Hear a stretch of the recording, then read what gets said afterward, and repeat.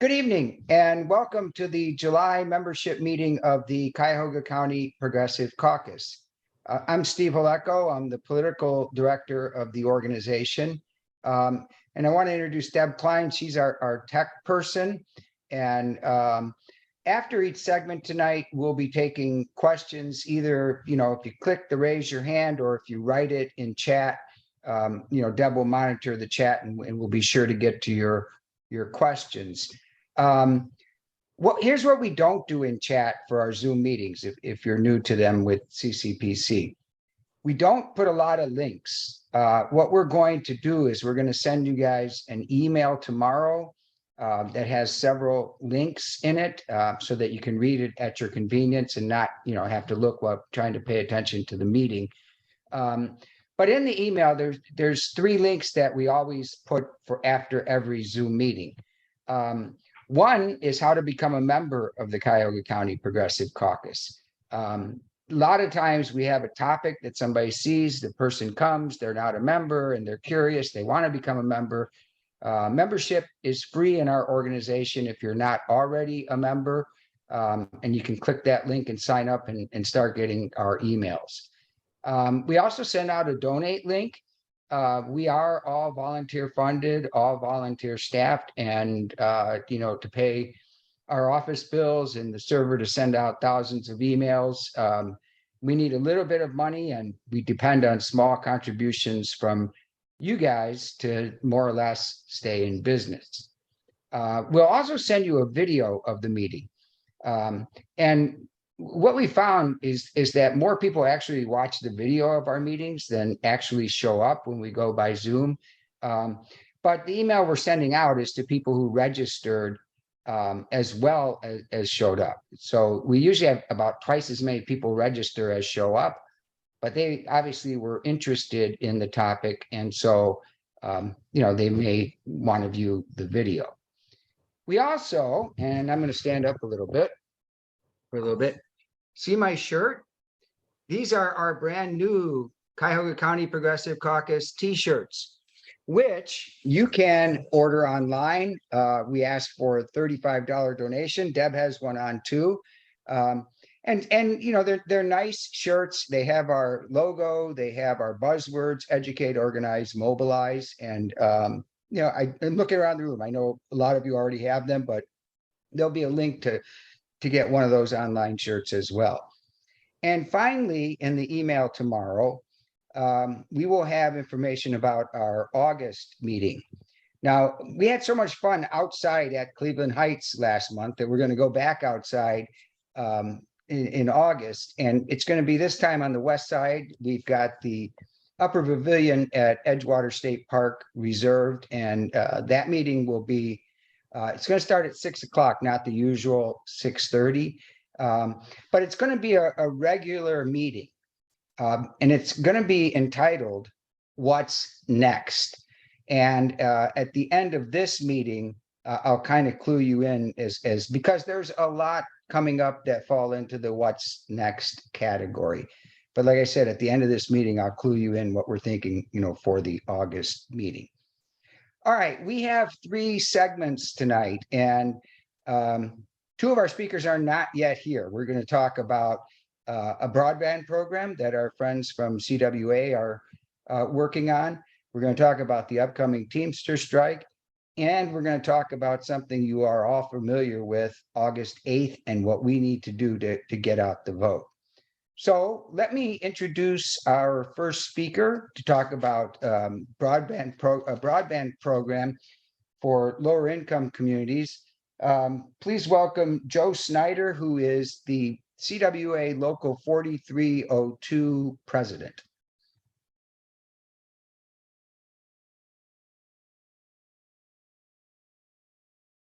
Thanks, Deb. I was having trouble getting myself unmuted there. Hi. As Stephen mentioned, my name's Joe Snyder. I'm a local president out Akron, Ohio with CWA, and that's the Communications Workers of America. I'm going to put up a little presentation here, and we'll go from there as far as that goes and see. We'll have some time for questions at the end. Let's see if I can get this working properly. All right. Can everybody see my presentation? You're good. Looks good. Okay, fantastic. So anyways, we want to talk about building broadband better, quality fiber networks, and good jobs. And again, here's a little bit about CWA, who we are. My local in particular, we have public sector, private sector, airlines, just about everything you can think of. So we're an organization that's very diverse in our membership, and we represent a lot of folks that have a lot of stake in making Ohio a better place to live. So as a quick overview, during the pandemic, we realized, and I know everybody saw some pretty heartbreaking pictures of kids sitting in the Taco Bell parking lot or whatever to be able to go to school, and it can't be overstated. Ohio had at that point a 24% adoption rate for broadband, which means, a whole lot of folks were cut out of the opportunity to participate virtually throughout the pandemic, and that it really hit home. You stack that up with an opportunity that was created by the infrastructure bill, which allocated $42.5 billion to build broadband networks. We figured we had to get involved and make sure that money's spent responsibly. It goes to the people that need it most, the un- and underserved communities first, as far as getting them up to speed and going from there. So this slide is probably a little bit confusing, but it spells out a little bit of that process as far as how fiber optic and broadband networks would get funded under the BEAD program. So there's a bunch of different ways states have been able to apply for broadband grants, and there's other federal programs, but the majority of this money, as you can see there, is coming from the BEAD program, which is Broadband Equity, Access, and Deployment. So that's basically the oversight situation for that $42.5 billion. They control how it's applied for, who gets it, and what happens. And you know what? I'm going to skip this one because it's out of date. I apologize. So one of the things that we talk about when we're talking about this isn't just about getting networks deployed and getting people access to them. It's also about the jobs that come alongside that. And as a labor organization, of course, we want to make sure those are not low road, out of state contractors coming into our communities, throwing up networks and leaving, because it doesn't bring the jobs here. It leaves that on the table. So this slide is an example of some of the work that we've seen. And it might not be great for people that don't have a big experience with communications, but it is the aftermath and safety ramifications of employers that don't use in-house, directly employed workforces that are trained and held accountable for safety standards, quality standards, follow-up, and things like that. So what we've been trying to do, what our mission has been here, is to get these labor standards set in stone. Now, the original plan had a baseline about prioritizing fair labor practices, but we think there's room to make that stronger on two facets. The first is specific to the technology, getting out fiber optic as opposed to some other technologies, because it is future proof. And the other side of it is those jobs, directly employed workforce, robust training programs, safety, public disclosures, enforceable commitments, all of those things. This is a rundown, this slide, of how broadband is deployed. So if you've got internet at your house, you may be familiar with which method you have, but a lot of folks don't know how that happens. So right now, in the top left of this slide, you see DSL, which is one of the oldest and most long-standing sources of high-speed internet for a lot of people. It's traditionally comes in over the phone network into your house to a modem, and then you connect your devices to that modem. And it shows a little diagram there of how the cable gets to your house and all that stuff.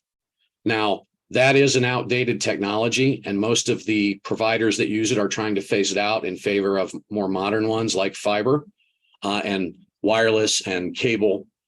And the big distinction here with why we're pushing so hard for fiber optic is that it's future proof. All of these other technologies that are listed here, the wireless, cable, DSL, they require consistent upgrades. They become outdated. New equipment has to be placed. They can become very pricey as far as that goes. With fiber, it's glass. It's just a piece of glass that light shoots through to your modem. So there's no need. I mean, they've run this up to current and way past the speeds that we're looking at for the future. So to us, in our opinion, it is the most viable solution to where we're at. Now, there is some costs associated with that. Those are on my next slide, but it is a little bit more expensive to deploy than like fixed wireless and some of those technologies. But it's not going to be done in 3 to 5 years and need replaced when we don't have access to these government monies. This slide talks about some of the mitigation benefits. One of the eco issues is connection to the electrical grid and power consumption.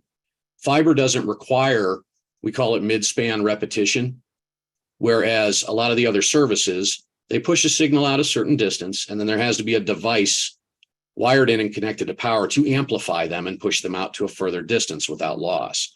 Fiber doesn't require that. It has no connections to the power grid and doesn't use electricity except at the sending and receiving ends. I'm going to skip that one too because it's old. Now, you had opened this with talking about affordability and access for, poor people, clearly. So one of the things that's been put in place is called ACP, or the Affordable Connectivity Program. Some of the stats are listed here on it, but I can run you through. Basically, it's a $30 subsidy, and there's about 100 different ways a household can qualify for it. So if there's TAMF, SNAP, SSI, anything in the household, it benefits to go to this website and apply for this. Most providers have at least one high-speed plan priced at $30, so it does offset the price completely. This is a step in the right direction. Now, this is in the Universal Service Fund and does require renewal. So we're trying to get it moved into the general fund. It's one of our lobbying efforts as well to enumerate this as a permanent program. If you go to that website, there's a significant breakdown on there of everything that you need, how you apply. At the end of it, basically, it gives you a promo code. You call your provider to order your internet, you give them the promo code, and you're good to go. It's a fantastic program. We do have, if anybody would like flyers specific for areas, they can post them, any languages, translations, anything like that, please let us know, because we have access to them, I want to say in something like 60 languages now, so we can get them out specific to communities that need them. So please, if that's something that you think would help in an area you're at, let me know. I can get you those in email or print them or whatever we need to do. So there's always an ask with a presentation. Here it is. Reach out to us. As far as getting this money spent properly, making sure people get access to it, because it's not enough that it's there. People have to be able to afford it. That's what we're looking to do. And we need your help. The 5-year plan for Ohio's money is due out at the end of August.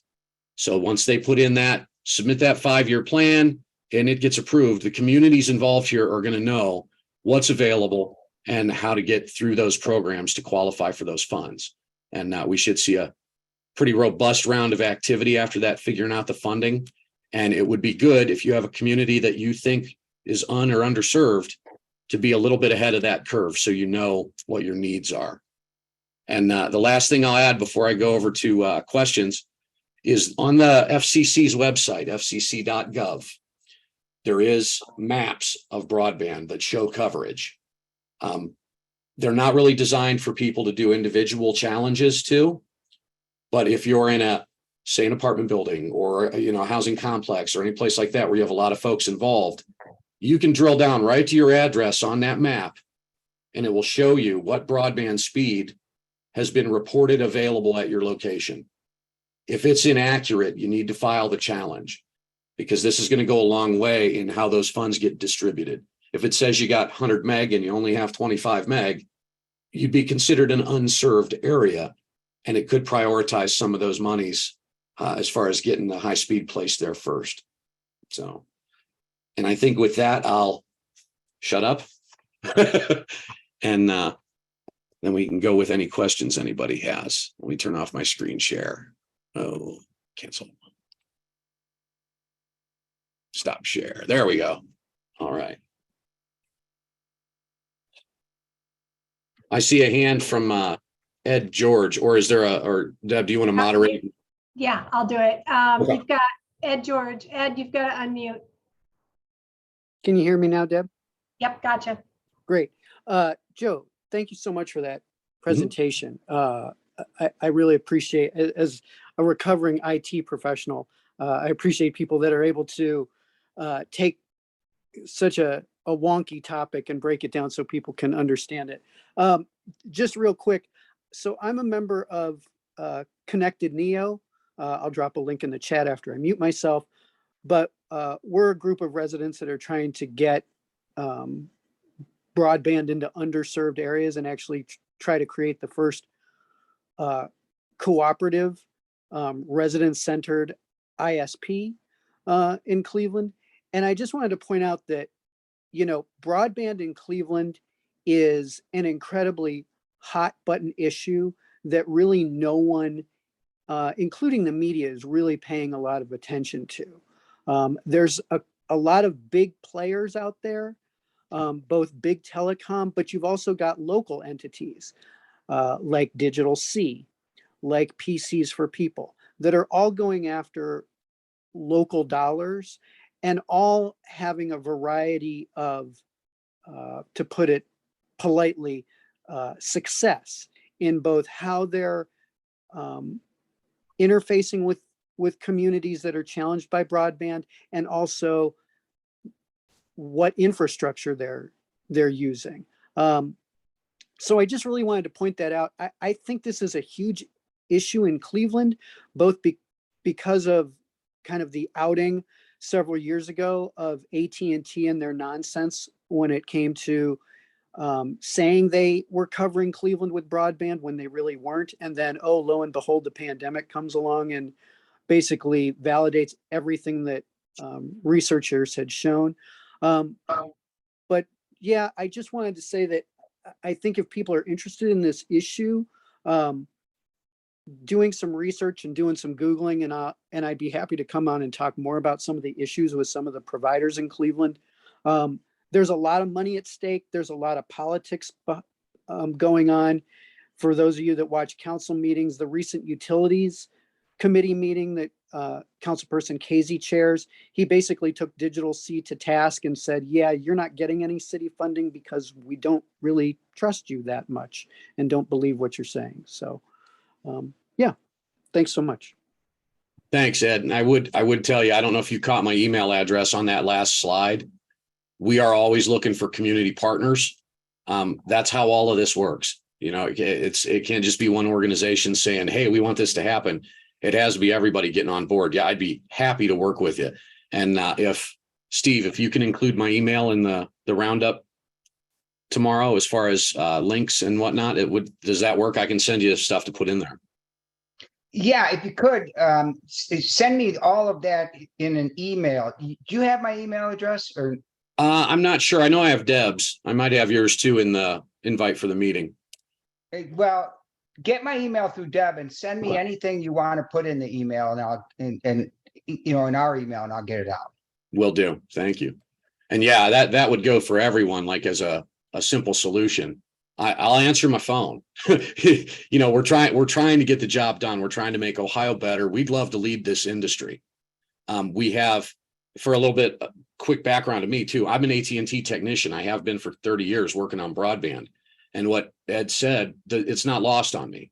A lot of the promises that providers have made over the years in certain situations have made us all leery of them. Like nobody trusts it because of the profit incentive. And we're hoping this is that opportunity to get over that hill. And Cuyahoga County is a very specific animal. We can talk more about that offline. So I'm not putting my hand up since I'm moderating, but I do have a question. And if you address this, I apologize because I've been running tech, so sometimes my attention is taken away a little bit. Did you talk about why Wi-Fi is not good, especially in a city? No, I kind of glossed over it. I was trying not to eat too much time, and I figured the question had come up. So a couple of things. We've been big advocates of fiber optic and backbone connections where it's, you're connected to the provider directly. Wireless, again, I'm not going to poo-poo wireless completely because it has application. Areas where, say, fiber is cost prohibitive, we shouldn't be overlooking people that still need access. The biggest problem is wireless is affected by electromagnetic interference. It requires a lot of power grid, and it's shared bandwidth. So when a wireless provider, and I'll use, just because you said their name, I'll use Digital C. I don't know their technology, but I'm just going to use them as an analogy in this. So when they go through an area to place fixed wireless access points, basically they go to whatever a central spot is that's within the diagnosed range of that unit, and they mount it. And it usually either gets a fiber optic connection to it or some type of network connection. So now that wireless signal covers a footprint, whatever the size of it is, whatever the output of that signal is. And it can be subject to structural interference. Some buildings it gets through better than others. It also requires equipment like commitment from the end user, because there's not a direct connection where, if your USB wireless dongle isn't working, you're out of luck. And, you're going to have to figure out your way through support with that. But we've noticed with particularly the shared bandwidth products like the fixed wireless and the cable providers, and cable providers are getting it sorted out a little bit, I think, too. But basically, you have just a big pot of bandwidth dropped into an area, and everyone has to share it. So it may be fantastic at some times in the day, but when the kids get home from school and everybody gets home from work and it's prime time and there's a new streaming series out and stuff like that, that speed goes down because of the demand on those products. So the only thing that I'm aware of, and there may be other stuff out there that gets around that problem, is the direct fiber connections. Does that make sense, Deb? Because I can do this. I know that there's Wi-Fi in Ward 13 and no one uses it because it's really unreliable and it doesn't work really well. And yeah, my history with a couple of the municipal projects where they've tried to do municipal Wi-Fi is early adoption and then taper off. And that's not universal. It's my personal experience of it. We had it in Akron for a minute. It may still be working. I don't know. But 5G, honestly, and the access to mobile broadband through cell phones and things, I think has kind of overrode the purpose of what those initial municipal wireless networks were for, because I don't think any of them would support everybody in the city streaming video and, and gaming and all of those things at the same time. But they're a great way, if you're out and you need to get something, you can get online and use them quickly. But yeah, I don't think they've become, any place has really adopted them as a go-to model of how things work really well.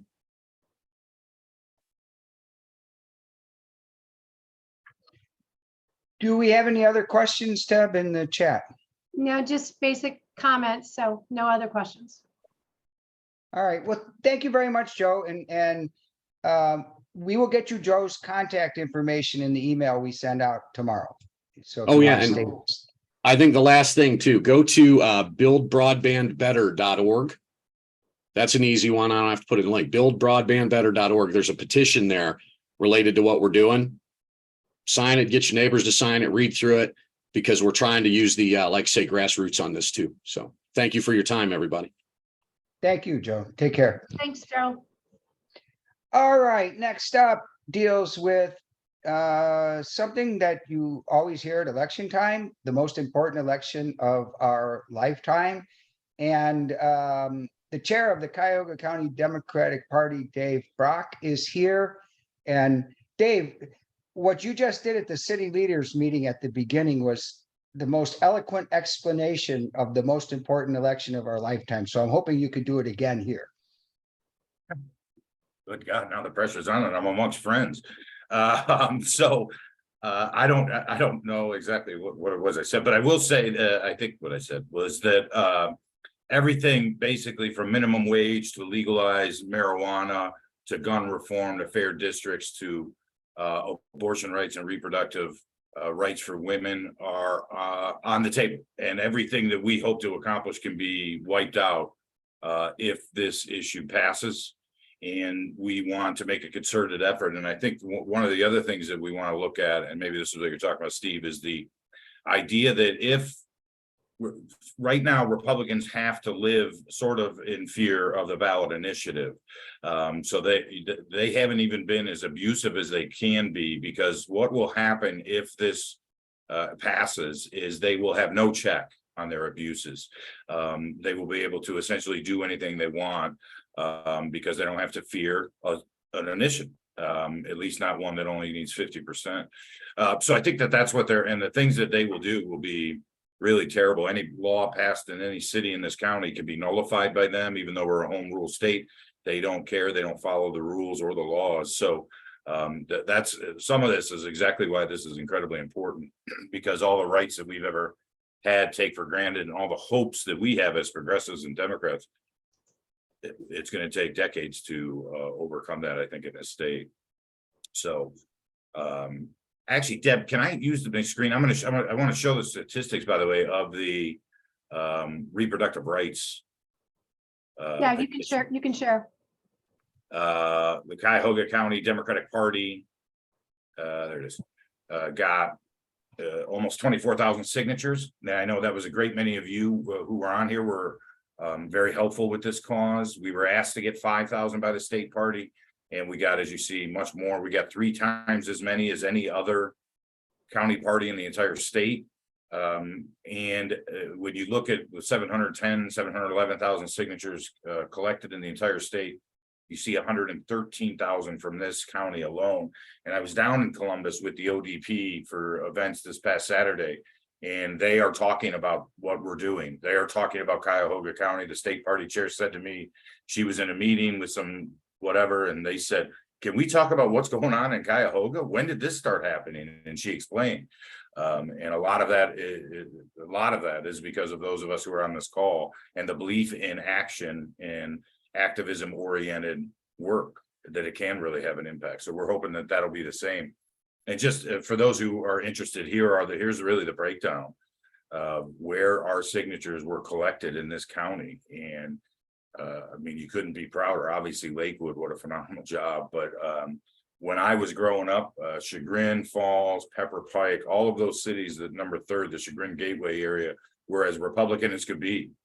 And we're seeing that change. Bay Village, I think Bill Clinton got 39% of the vote in 1996 in Bay Village today. So we're seeing these trends, and part of that is just by people being active.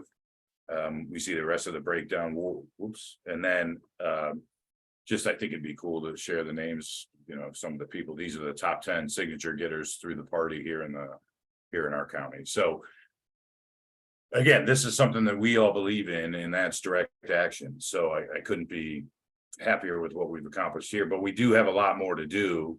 And the other thing is the cool thing, and Steve, I don't know if you were still on the call when I talked about this part, but we are the only organization in this entire state right now that has the data from the people who signed the petition. So 18,000 Cuyahoga Countyans signed petitions through us. We got them from, I think, 60 different counties in the state, by the way. But we had 18,000 Cuyahoga Countyans, and about 15,000 of those are going to be good, or their data we can use. Well, this past weekend, we uploaded over 6,000 of them into Vote Builder. We created our own activist code. It's in Vote Builder now. So we know the people who signed the petition. I mean, these are the people, right? This is low hanging fruit. You're the people who are going to vote for this. You're the ones who know this is happening. So we're going to be able to make touches with them, both canvassing, texting, postcards, whatever it may be, between now and election day, those 15,000. And again, the ODP told us we wouldn't be able to get those names until October. So we did it ourselves, and we're the only place that has them now. So that's, I think, an incredible first step. And there's a lot of people who've been helpful on this call.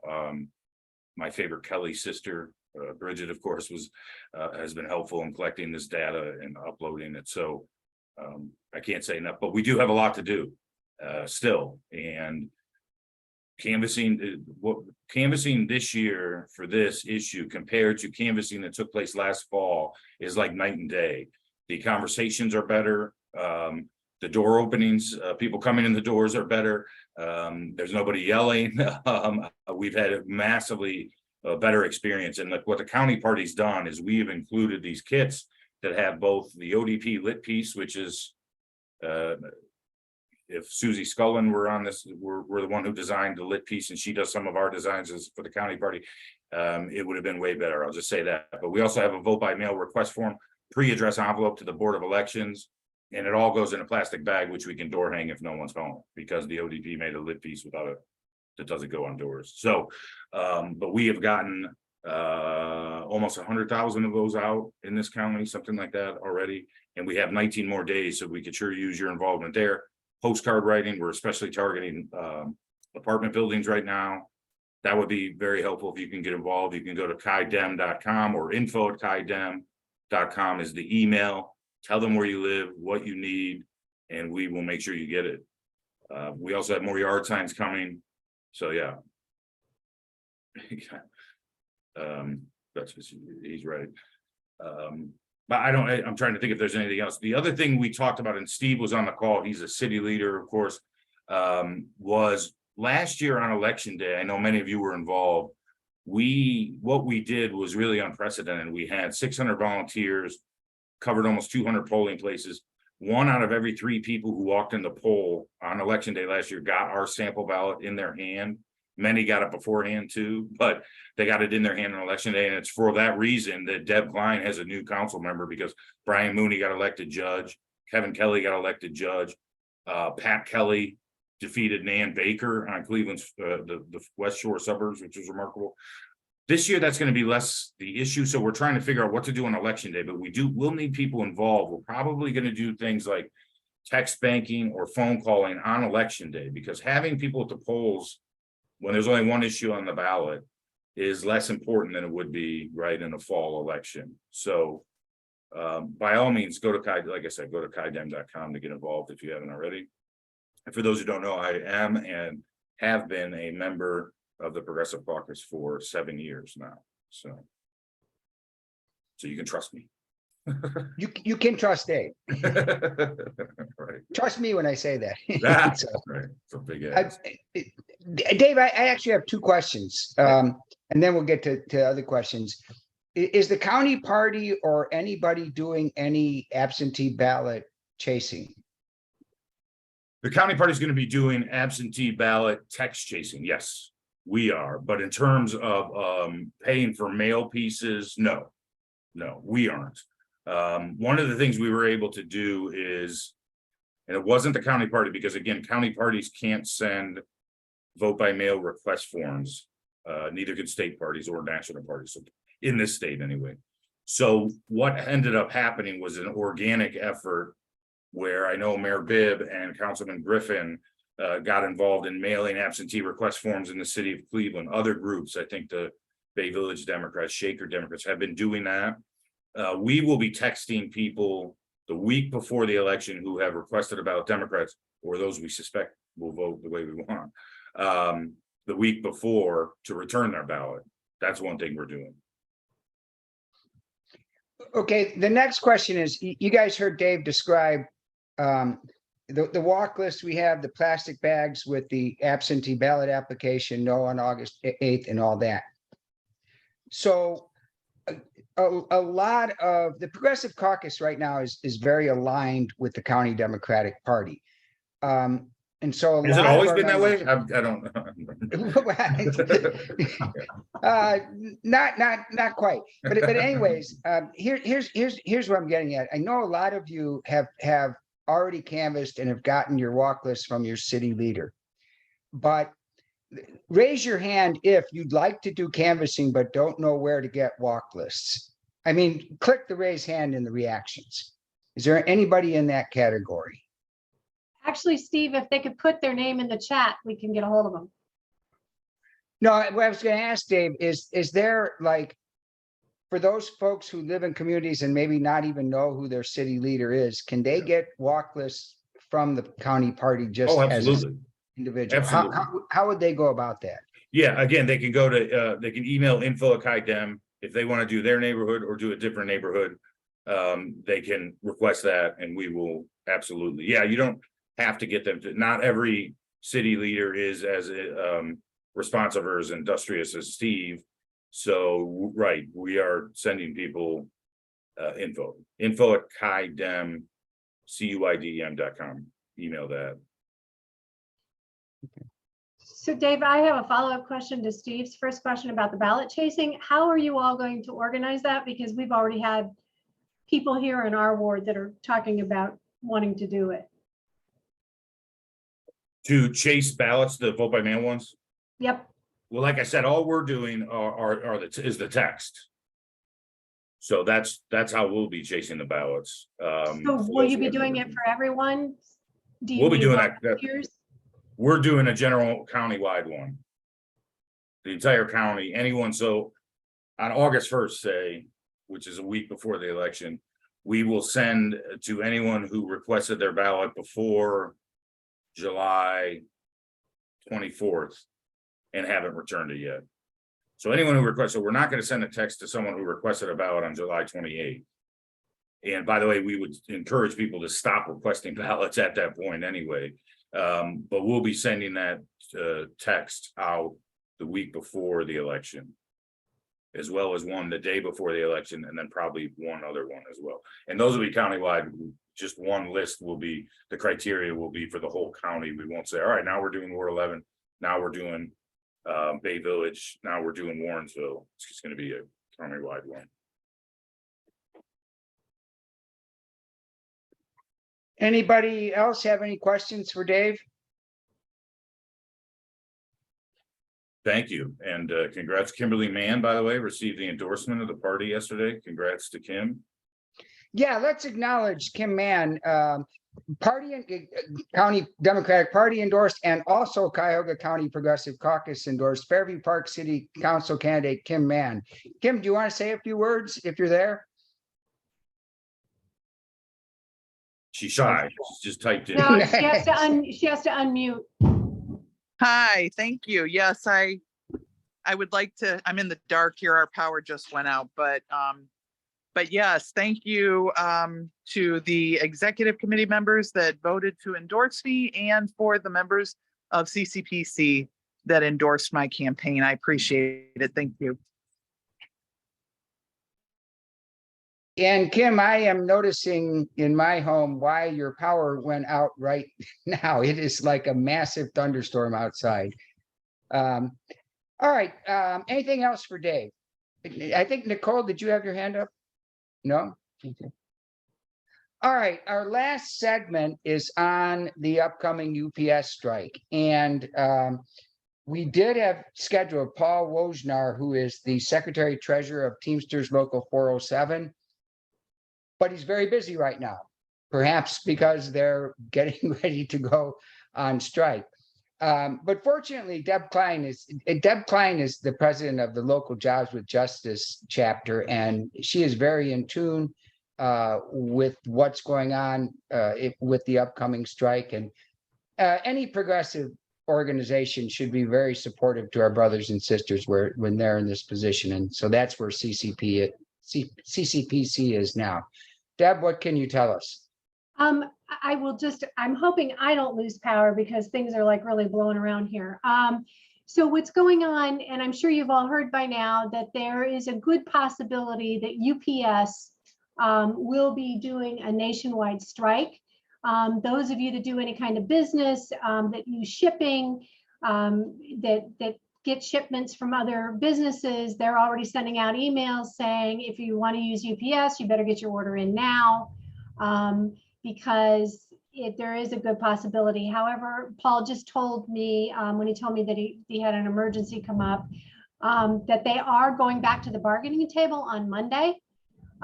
So there is a good possibility that a strike will be averted, but you've got a multi-billion-dollar company, and one of the hangups happens to be pay for part-time workers. So they're going to take this totally to the max, and they will be striking if they do not get what they've been asking for across the board. So the one thing that everybody needs to do and understand, and one of the reasons why we like to have people on, leaders from the unions, if they have a strike coming up, is that they need the community support.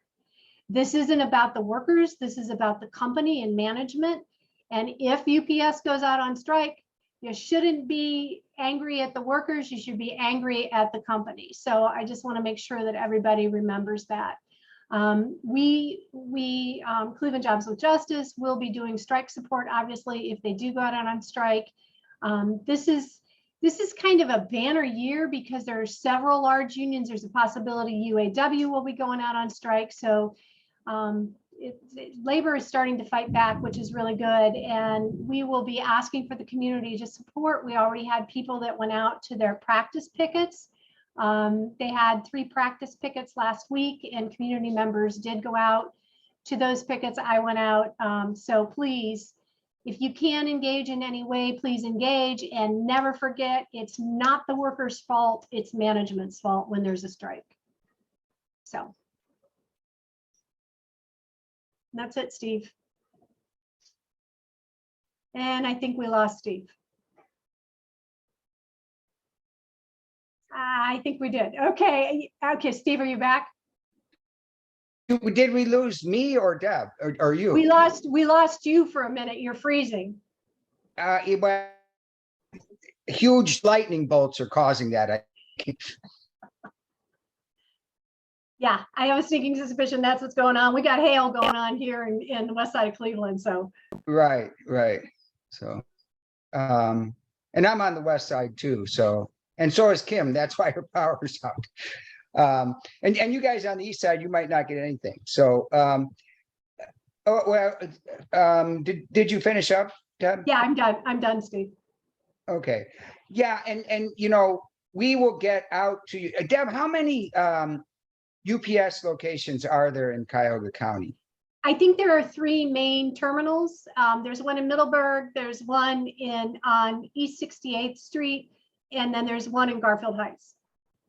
So That actually is fairly spread out in the county. So like you can get to the one closest to you. And as Deb said, folks who are on the picket line love it when random people, brothers and sisters from other unions just come up to hang with them and show solidarity. So that's what we'll ask.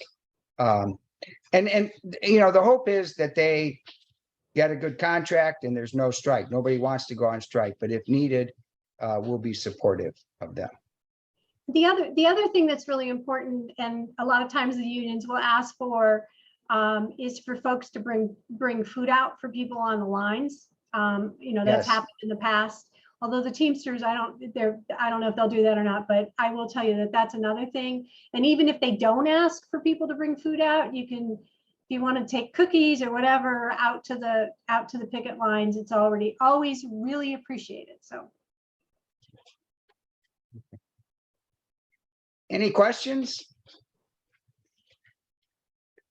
Okay, I mentioned, well, first of all, look for the email tomorrow with all the stuff I mentioned and all the stuff Joe mentioned about the broadband program. But in August, we'll be at the Edgewater Park Upper Level Pavilion. I think most people know where that is. It's very beautiful. One of the things, fingers crossed, is we don't have a Canadian Wildfire Smoke Day, the day of our outdoor meeting. But the title of the meeting is What's Next? And the issues we hope to cover in brief segments are obviously the November election, what's going to be on the ballot. Fingers crossed again that sometime before next Tuesday, we hear good news about the necessary number of signatures for the abortion access petition. If for some reason we're short, we need to be ready to shift gears real quickly. Yes, we have to continue no on August 8th. But if we're short signatures, we have 2 weeks to get the remaining signatures. And so we're going to have to walk and chew gum at the same time. Also in August, we're going to be talking about the new jail that is proposed and has become very contentious in Cuyahoga County Council. We'll also talk about what we've already talked about in previous meetings, and that's public sector financing of a Browns renovated stadium or even a Browns new stadium. We'll be talking about where we're at right now, and CCPC as a committee that's very closely monitoring that situation. We'll have folks from the One Fair Wage campaign talk about their constitutional amendment. They're actually gathering signatures right now, but their goal isn't November. Actually, it's too late for that. It isn't November of this year, it's November of next year. You may have seen the participatory budgeting initiative in Cleveland made it to the ballot. We'll have somebody talk about that. Also, Tri-C has a levy coming up in November, and somebody from Tri-C will be here to talk about that. Now, we do have an additional segment scheduled if needed, but our hope is our Teamsters brothers and sisters have a fair contract and they're not on strike. But if by chance they are on August 23rd, then we will certainly give an update on that. So any final thoughts or questions before we say good night?